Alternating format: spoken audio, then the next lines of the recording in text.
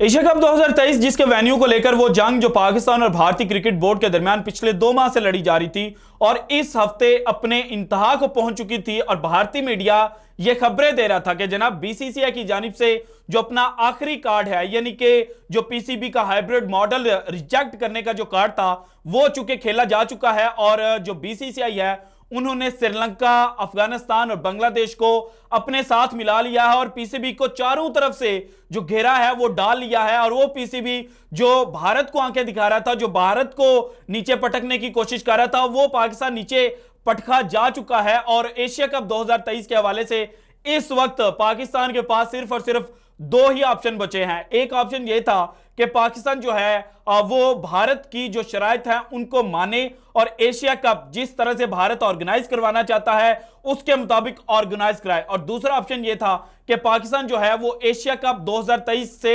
Boycott कर रहे। लेकिन अब इंटरेस्टिंगली जो भारतीय मीडिया है उसने ये खबर देना शुरू कर दिया है कि जनाब बीसीसीआई जो है वो इस साल होने वाले एशिया कप को कैंसिल करने की जो जनाब सलाह है, जो एडवाइस है, वो एशियन क्रिकेट काउंसिल को देने जा रहा है। सो ये पिछले 24 घंटे के दौरान ऐसा क्या हुआ है कि जिसकी वजह से वो भारत जिसकी जो जीत है वो यकीनी नजर आ रही थी, वो भारत अब खुद ही जो एशिया कप 2023 है उस पर जनाब एक यूटर्न लेने जा रहा है। और एशियन क्रिकेट काउंसिल जिसकी सदारत इस वक्त बीसीसीआई के जो चीफ सेक्रेटरी जयशाह साहब हैं वो कर रहे हैं, तो वो ये प्रपोजल बाकी जो मेंबर्स हैं उनके सामने रखेंगे कि भाईजान इस साल के जो सूरत हाल है वो पाकिस्तान और भारत के दरमियान डेडलॉक को पहुंच चुकी है। सो इसलिए इस साल का जो एशिया कप है उसको कैंसिल कर दिया जाए। इसके लिए जो बैकग्राउंड स्टोरी है वो समझना बहुत ज्यादा इंपॉर्टेंट है। देखिए पिछले वीक जो आईसीसी के चेयरमैन थे और सीईओ साहब थे वो पाकिस्तान आए हुए थे। उस वक्त भारतीय मीडिया ने अपनी आवाम को चूरन बेचने के लिए यह खबर दी थी कि जो आईसीसी के चेयरमैन और जनाब सीईओ साहब हैं उन्होंने पाकिस्तान को फोर्सफुली ये ऑर्डर दिया है कि भाईजान अगर आपने आईसीसी का जो वर्ल्ड कप होना है इस साल भारत में उसको बायकॉट करने का सोचा भी तो फिर आपसे 2025 की जो चैंपियंस ट्रॉफी है उसके होस्टिंग राइट्स ले लिए जाएंगे। लेकिन उस वक्त भी मैंने आपको यह खबर दी थी कि जनाब जो आईसीसी के चेयरमैन और सीईओ साहब हैं उन्होंने पाकिस्तान को किसी किस्म का कोई भी जो फोर्सफुल डिमांड है वो नहीं की, कोई भी पैगाम जो है वो नहीं पहुंचाया और पाकिस्तान के सामने ये शर्त नहीं रखी कि जनाब आप चुपचाप भारत का दौरा कर लें, बल्कि उन्होंने पाकिस्तान का जो स्टैंड था उसको सेकंड किया था। और पाकिस्तान के क्रिकेट बोर्ड के जो चेयरमैन नजम सेठी साहब हैं जिस तरह से उन्होंने चीजें आईसीसी के चेयरमैन को समझाई थी, जिस तरह से चीजें जो हैं वो बतलाई थी और दिखाई थी, खासतौर पर जो दिखाने का लफ्ज है ना ये बड़ा इंपॉर्टेंट है क्योंकि पिछले 1 साल के दौरान पाकिस्तान में जो भी सूरत हाल जिस तरह का भी पॉलिटिकल इन्वायरमेंट रही इसमें ऑस्ट्रेलिया, इंग्लैंड, न्यूजीलैंड और श्रीलंका के जो कंट्रीज हैं वो पाकिस्तान को विजिट कर चुकी थी और उनकी जो सिक्योरिटी है वो किसी सूरत भी कंप्रोमाइज नहीं हुई थी। सो यही जो चीज है ये आईसीसी चेयरमैन के सामने जो पाकिस्तान क्रिकेट बोर्ड के चेयरमैन है उन्होंने रखी थी और उनको दिखाई थी, जिसके बाद आईसीसी के चेयरमैन साहब ने कहा था कि वो इस चीज को हाईलाइट करेंगे। अब जनाब हुआ क्या है कि आईसीसी का जो मेगा इवेंट है यानी कि कोई भी जो मेगा इवेंट होता है उसकी जो टोटल आमदनी होती है उसका ऑलमोस्ट 30% जो है वो पाकिस्तान और भारत का जो मैच है उससे कमाया जाता है। पाकिस्तान और भारत का मैच एक दुनिया का वाहिद ऐसा मैच होता है कि जिसमें वो तमाम लोग जो क्रिकेट से मोहब्बत नहीं करते, क्रिकेट को उस तरह से लाइक नहीं करते, लेकिन इस मैच को देखने के लिए जो टीवी स्क्रीनें हैं वो बड़ी बड़ी सजाई जाते हैं, ग्राउंड्स का रुख किया जाता है। सो इस मैच से जो रेवेन्यू है वो 30% जो है वो कमाया जाता है और यही बात जो है वो आईसीसी के चेयरमैन को भी पता है और नजम सेठी साहब ने भी उनके साथ की। सो जब ये बात हुई कि जनाब ठीक है पाकिस्तान को आप गिराना चाह रहे हैं, पाकिस्तान को आपने जो भारतीय क्रिकेट बोर्ड है उन्होंने चारों तरफ से घेर लिया है, लेकिन इस घेरने का जो असल नुकसान है वो भारत को होगा। तो उसके बाद जो चीजें हैं उन्होंने जनाब यू टर्न लिया। अब जनाब जो खबर आई है वो ये है कि जो एसीसी की अनऑफिशियल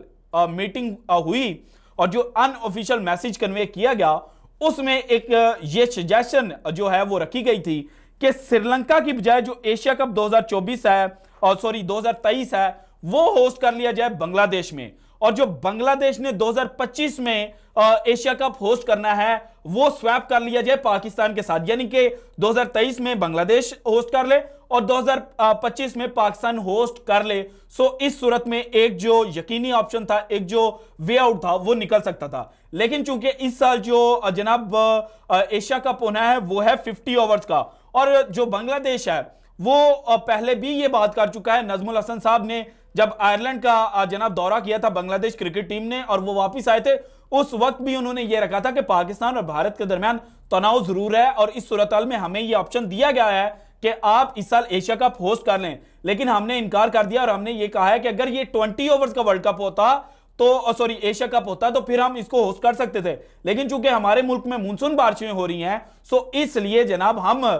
इस साल का जो एशिया कप है वो होस्ट नहीं कर सकते। इसके अलावा जो बांग्लादेश में एक नया स्टेडियम बना है शेख हसीना वाजिद के नाम से, बांग्लादेश चाहता है कि जब मेगा इवेंट हो तो उस मेगा इवेंट के जो मैचेस हैं वो स्टेडियम में करवाए जाएं। सो इन दो वजूहात की बिना पर जो बांग्लादेश है उन्होंने माजरत कर ली। जब बांग्लादेश ने माजरत कर ली तो फिर जो क्वेश्चन था वो ये था कि जनाब पाकिस्तान जो है